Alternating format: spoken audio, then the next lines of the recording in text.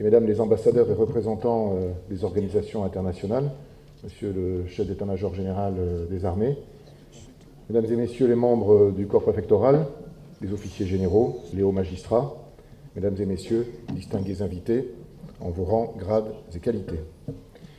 Vous vous êtes rassemblés ici, durant 2 jours à Abidjan, à l'invitation de la Côte d'Ivoire et de la France, qui vous ont proposé de réfléchir ensemble sur la menace terroriste. Durant 2 jours, vous avez pu, en profitant d'une concentration exceptionnelle d'experts de très haut niveau, échanger, confronter, enrichir vos analyses, vos expériences, afin de mieux comprendre les enjeux et défis portés par le terrorisme qui menace gravement à la fois directement la cohésion et la stabilité de nos États, mais également leur développement économique et donc leur avenir. Vous avez partagé des informations et des analyses sur les modes d'organisation des terroristes, sur leurs techniques opératoires, leur processus de recrutement, leur capacité à mobiliser des financements et à organiser des flux logistiques. Pour aller plus loin, vous vous êtes proposé de croiser les réponses que certains d'entre vous apportent face à la menace terroriste, de sa neutralisation à son traitement judiciaire.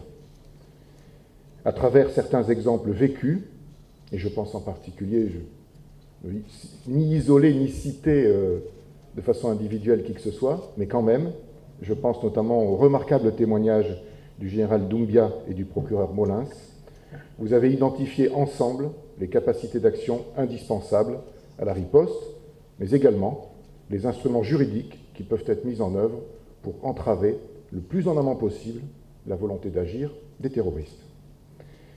Tout au long de ces 2 jours, vous avez, au cœur de vos échanges, souligné l'impératif de coordination en évoquant en particulier l'exploitation du renseignement et la mise en œuvre des réponses face à la menace terroriste. Il serait hasardeux de tenter de résumer 2 jours de débats intenses et de haut niveau. Permettez-moi toutefois 3 remarques qui font suite à la conclusion qui vient d'être apportée par le général Brousse sur l'AILCT. 1. Vous êtes tous les bienvenus, que ce soit comme stagiaires, comme contributeurs ou comme formateurs. 2. Notre ambition, c'est que ce soit le projet le plus abouti en termes d'éventail proposé.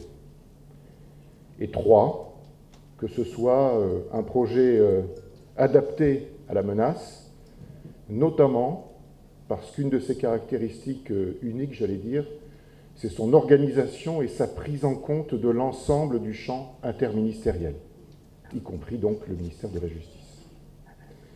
Ce symposium est donc le symbole de ce que nous souhaitons ensemble construire sur le continent africain, un espace d'échange, de réflexion, d'apprentissage et d'entraînement, un creuset de la coopération internationale, de l'interministérialité et de l'excellence qui permettra à tous de venir apprendre dans les meilleures conditions.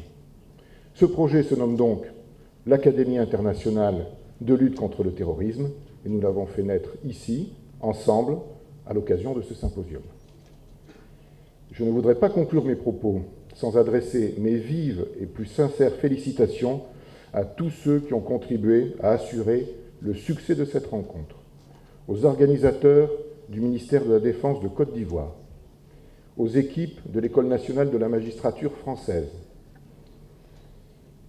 aux équipes de la Direction de la coopération de défense et de sécurité, du commandement des opérations spéciales, de la Direction de la coopération internationale. Merci à tous, vous avez été à la base de cet immense succès. À toutes les délégations étrangères, venues très nombreuses, chers amis et partenaires, je vous adresse également mes chaleureux remerciements et vous souhaite un très bon retour dans vos pays respectifs avant de revenir ici, à Abidjan, pour cette fois-ci participer aux sessions opérationnelles de l'Académie internationale de lutte contre le terrorisme. Je vous remercie de votre attention.